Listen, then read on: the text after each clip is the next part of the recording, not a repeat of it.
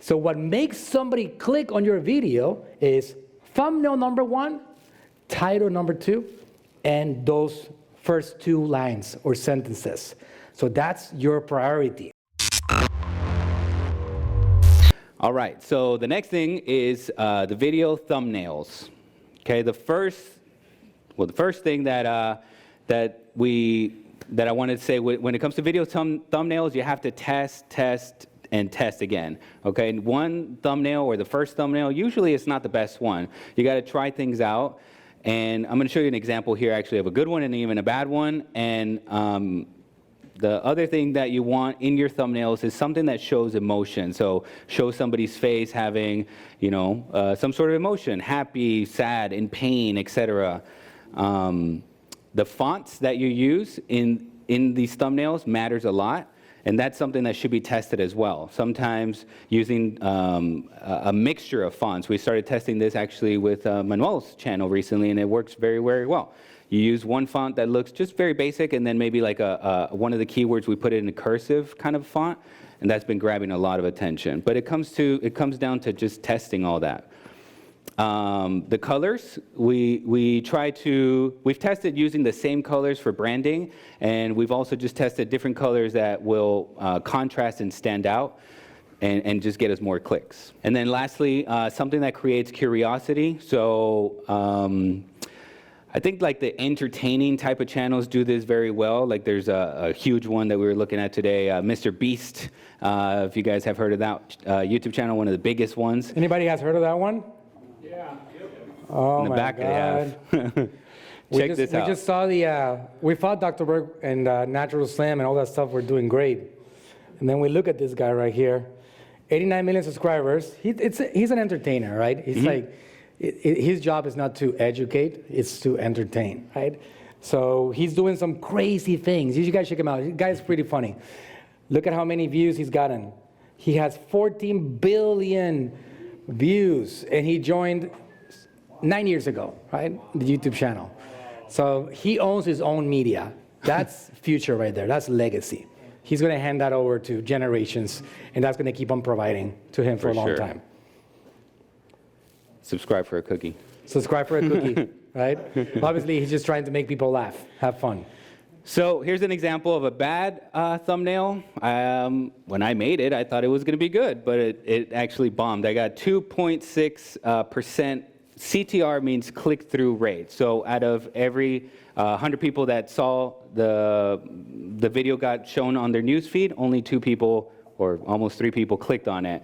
So on the other side, you can see Dr. Berg's, he had 2.7 million views and a 6.5% click-through rate, because it creates a pretty good curiosity. He has, obviously it's like, what does this girl have to do with dementia? I don't know. Curiosity, let me click on it. So just for those of you that don't fully understand the whole thing of CTRs, click-through rates, very simple.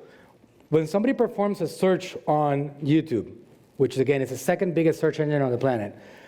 For example, I search right now marketing on social media. People search for that a lot, every day.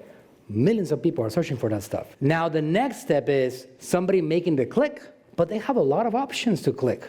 What determines whether they click on it or not? Your thumbnail, your title, and that little line right here that you see. But the thumbnail right here, the title, and the description starts right here. If you notice the description, if you guys can see this is usually thousands of characters, up to 5,000 characters, but YouTube only shows the first 2 lines.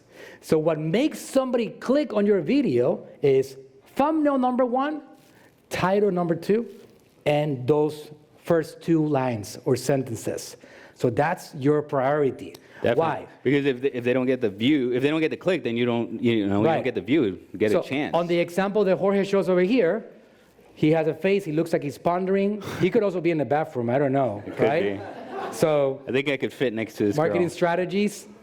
So he has this face over here, the team put that together. Out of 100 times that his video was shown on a search, 2.6 people selected his video. 98% of them clicked on a different result. So you want to see that, and that data is available at an individual video. On Dr. Berg's example, that's pretty amazing, 6.5%. So from all the things that show up over here, it's a very important metric, and you got to make it clickable, because no matter how good your content is, it could be like the cure of cancer, all right, in 5 simple steps. No matter what it is, nobody's going to click on it if you don't make it sexy enough, attractive enough, interesting enough. So that's going to be determined by the thumbnail, the title, and the 2 first sentences of a description. If you have those things and they're interesting, then you start actually getting attention and people clicking on it and consuming your content. And that's when people start getting into your content if your content is good. Nobody's going to save you from having bad content. If people click on it and your content is bad, then YouTube also is going to penalize you, because they're going to say, well, people are clicking on your video, but then they're stopping your video 20 seconds in and they're jumping somewhere else. So I'm not going to keep on showing you to everybody else. So the content has to be good too, right? There's no excuse for that. But no matter how good it is, if these elements are not in, you can't win.